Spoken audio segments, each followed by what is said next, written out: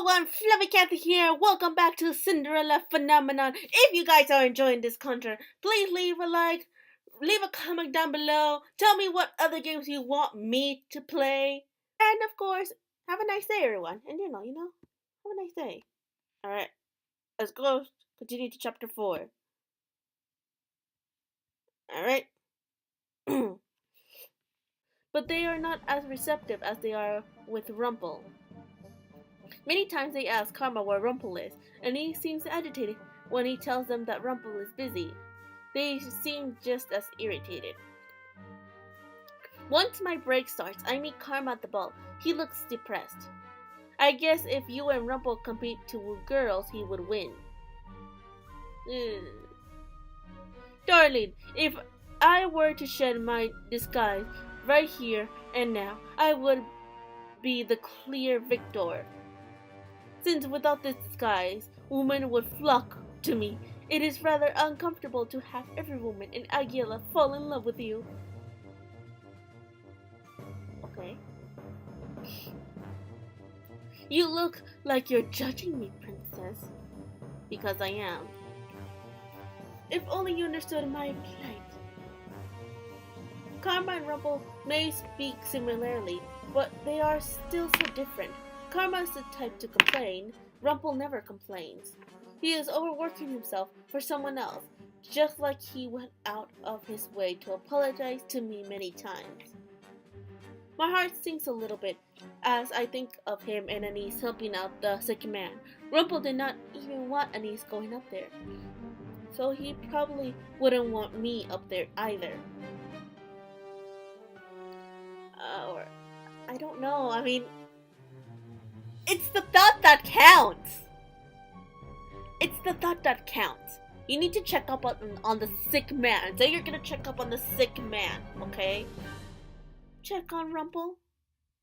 I hadn't realized that I was speaking aloud. I look at Karma, who furrows his eyebrows at me slightly. I honestly don't know how you can stand him as a partner. Why do you dislike Rumple so much? A lot of things, princess, but that fight is between us and doesn't involve you. Then do not involve me. You have no need to comment on us being partners. Karma looks at me wide-eyed and a little shocked. Then a sort of knowing comes to his eyes and he smiles just a little bit. Yes, I think you should go visit him, because otherwise you wouldn't be able to get him off your mind. What? I wanna... What? He laughs a little before picking up his tray and rushing off to continue his shift. I slowly make my way upstairs, my feet feeling heavy. For some reason, I feel like Karma was right. I make my way over to what I think is Rumple's door. The door is slightly ajar, and I hear hushed voices on the other side. Those voices definitely belong to Anise and Rumple. I slowly push the door open and quietly step inside. Rumple and Anise are standing over the man, who is covered in blankets and coughing. A series of bottles sit on the table close by. None of the herbal remedies are working. We need a medicine for this. I'm sorry, I don't have any more money to offer, Rumple. Anise, please don't sound sad. You've already tried helping as much as you possibly can. It's my fault for promising to buy the medicine that we need. I glance at the table, where a list is sitting. Beautifully cursive handwriting details everything that the patient needs.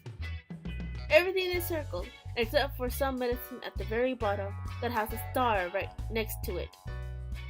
Is that Rumple's handwriting? Suddenly, the two of them turn. They both look so shocked to see me. Princess, what are you doing here? I came to see how you were doing, Princess, I'm fine, but... He glances down at the man on the bed, and he sighs out a little bit. We've given him what we can, but the medicine that we need is something we can't afford. Even with the money I'm getting from Lady Parfait, it isn't enough. I walk into the room and glance at the list. I look over the total of the medicine, then at the coins on the table that I hadn't noticed before. Did Rumple use all his money for this stranger? What will happen if you do not get this medicine? Without this, the infection will spread, and he goes silent as if the man starts coughing again. I can read the answer in his eyes, even if he won't say it. This man could be in terrible danger. He could even die. Rumple looks defeated. He does not look like himself at all. I glance at the coins again, and then at the list. Without a second thought, I grab both the list and the coins. Oh, Princess, what are you? I'll be back. I leave the room even with Anise and Rumple protesting behind me. I make my way to my room, where I pick up the bag of coins that the king gave me when I went to the palace on the day I was cursed. Then I head for the door. I immediately head over for the medicine store that we always frequent. I count out the coins that I need to buy the medicine. This will take all of my money, but it wasn't as if I was going to use it for something else. I rush back to the Martian with the medicine in a little bag, hoping that this is the one that Rumple needs. It is dark by the time I get back to the Martian. I make my way to Rumple's room again and notice that he is sitting on a stool beside the patient bed, looking at him forlornly. Forlornly? Is that a word? When I enter the room, his eyes go wide. He seems even more surprised when I hand him the bag. Princess, is this? He opens the bag and lets the little vial roll into his hand. Oh, how did you buy this? I combined your total with the money I had left. Rumple just stares at me, completely flabbergasted. I love that word. Then his expression morphs into something softer, something more relieved. He steps forward suddenly. His arms are around me. Is he giving me a hug? He grips me tightly. Then I hear his voice in my ear. Thank you so much, Princess Catherine. My heartbeat breaks up slightly. It is so loud I think Rumple might hear it. But when he pulls away, he does not say anything. I'll have to thank you for this later, Princess, but for now you should leave. I don't want you to get sick. I am too dazed to disagree. I nod my head quietly before moving stiffly towards the door. I glance back at Rumple one last time, noticing that he is checking the man's temperature. The moment I leave the room, a flash of light emits from my chest. I absently touch the glass slipper at my neck, and then pause as I stare down at it. I feel a soft gas leave my lips when I notice the fragment of a second slipper. We did it! Wait. Oh gosh. I got my first good deed. Take that, you naysayers. I bought the medicine for Rumple, but I only added in a few more coins to buy it. So what I did today was considered a good deed? I am confused, but at the same time I am pleased that I am actually managed to get a good deed. Now I only need 2 more. The next day I go down to the tavern area to begin my work, but I am there a little early. Waltz is working on his puppets at a table, eyebrows furrowed in concentration. When I walk in, he looks up at me and smiles. Then he raises his eyebrows. Princess, congratulations! You got your first good deed. You did. I knew you could do it. At least someone believes in me. I nodded in response. His praise makes me feel oddly proud. I continue my usual work, keeping an eye out for Rumple as I work my shift, but he never appears.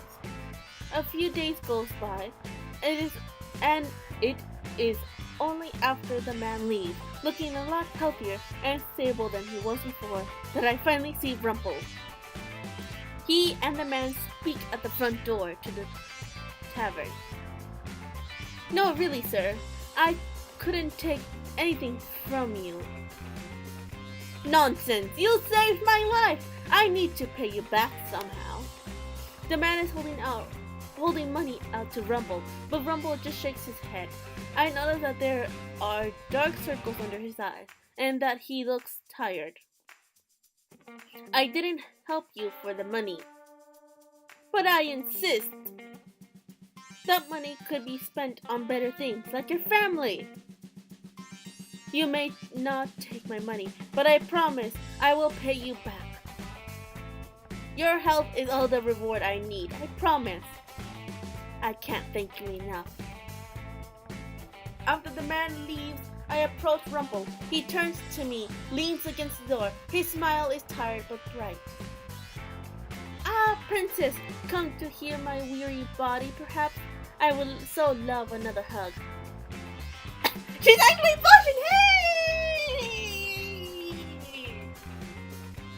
My face becomes hot at the memory of Rumple's hug from the other day. Ah, the natural rose of your cheek is so sweet, princess. It makes me feel indefinitely better. And your necklace seems different. I reach up to touch the pendant. Each time I get a good deed, a piece gets added to my necklace. Oh, right! You helped me with the medicine the other day. Of course, that was a good deed, princess. It was very selfless of you. Thank you again for that. That man tried to thank you too, but you refused his money. Why? And why did you spend your money on him? Because life is invaluable, princess. No amount of money could ever be more important than a person's life, even if it is someone you do not know. Yes, because everyone has a life, princess. They have loved ones, families, sweethearts. And if I can help them, I will. And I will gladly spend any amount of money to do so. Okay, fine, but why did you not accept any money from that man? Because no amount of money, you needed that money. How are you going to buy more medicine without any money? Rumple's eyes widened. He was clearly not expecting me to ask that question. But he said before he didn't have much money, and it was true. I can't take money from him when he doesn't have much of it to begin with. He was thanking you with money. You should have accepted it. Parfait pays you, does she not? Rumple's shoulders sag when he sighs.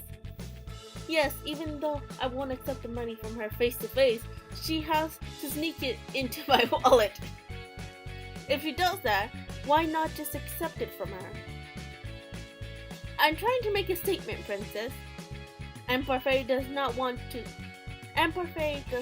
to care because she sneaks the money into your wallet regardless.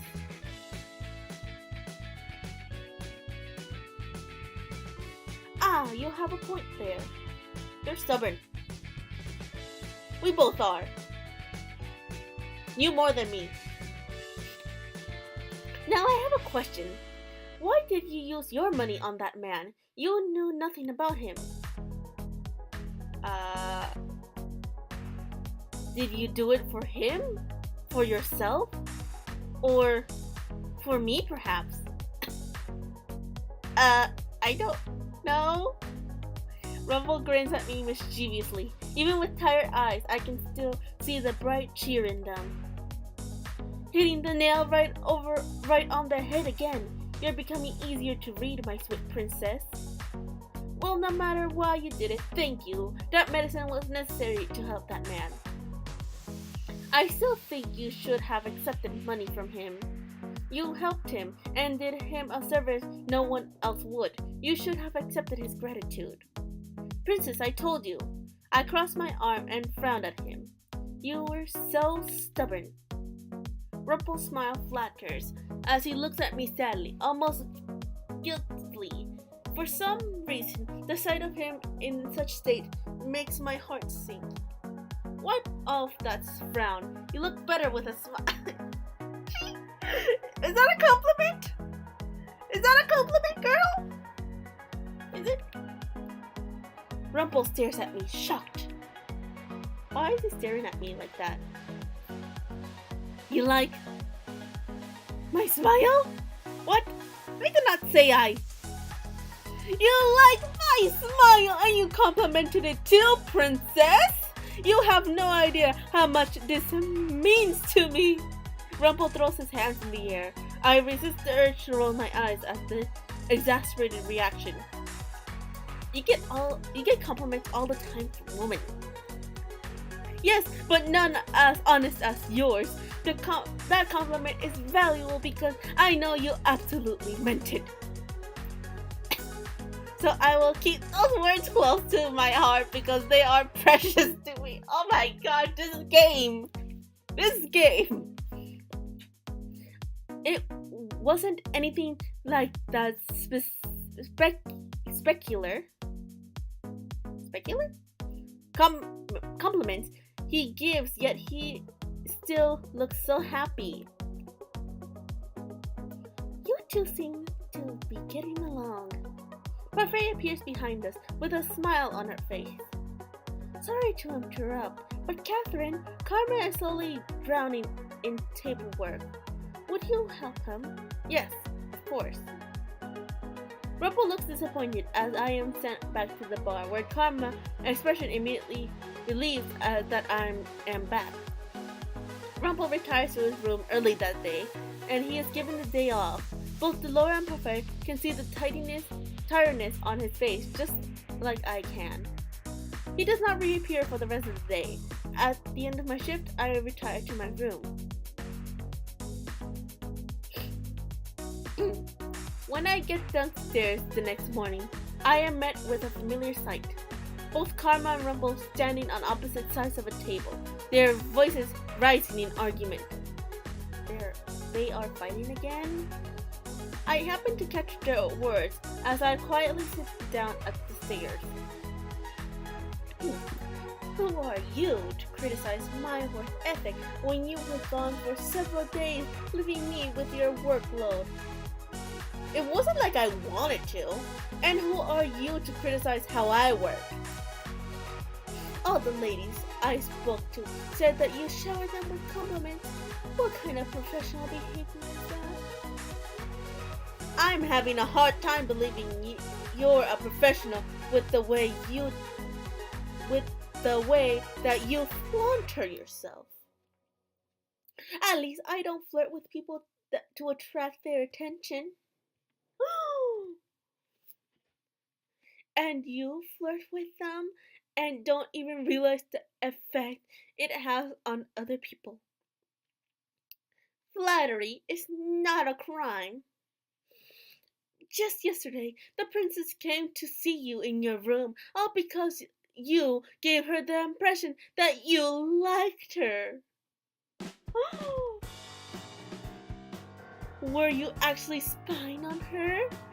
And you call me uncouth? No, I overheard her say it. And you're wrong! I never say anything if it isn't truthful. Well then, the truth of the matter is that you must be in love with many women. Because they all seem to think that you'll get down on one knee and propose to them. You say some slight things, Miss Karma, and yet you're the biggest liar of all. At least I don't lie to my partner. I don't know what to do. Defend Rumple or watch? I don't know. I don't know what to do. Defend him. Rumple tells me that he never lies. He tells me that he wants me to trust him. Though I still find it hard to believe, I do want to trust him. I walk down the rest of the stairs and stop at Rumple's side. Both men look equally surprised to see me there. Rumple has never lied to me yet. Karma looks up and stares at me for a few moments, looking startled at my sudden appearance. Then he sighs. Princess, a man that flatters everyone doesn't flatter anyone. At least he's not so conceited he flatters himself constantly. Girl!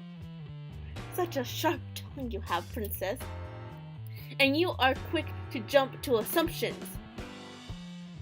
You two are at it again? Jurian stops at the table and frowns at them. Both men glance away from her cold gaze. Karma murmurs something before excusing himself. Rumple looks down at the table, his eyebrows knit together with frustration. What is wrong with you two? Why can't you just be civil with each other? Jurian, you're never here to see how these fights start. Karma is every bit a beast, attacking me for no good reason at all. But with your keen eye, you should be able to discern that, right? Flattery won't work on me, Rumple. And second, I thought these fights started without any bit of prompting from you. I swear, I don't start anything. Karma is always just irritable. He's like a woman during that one time of the month.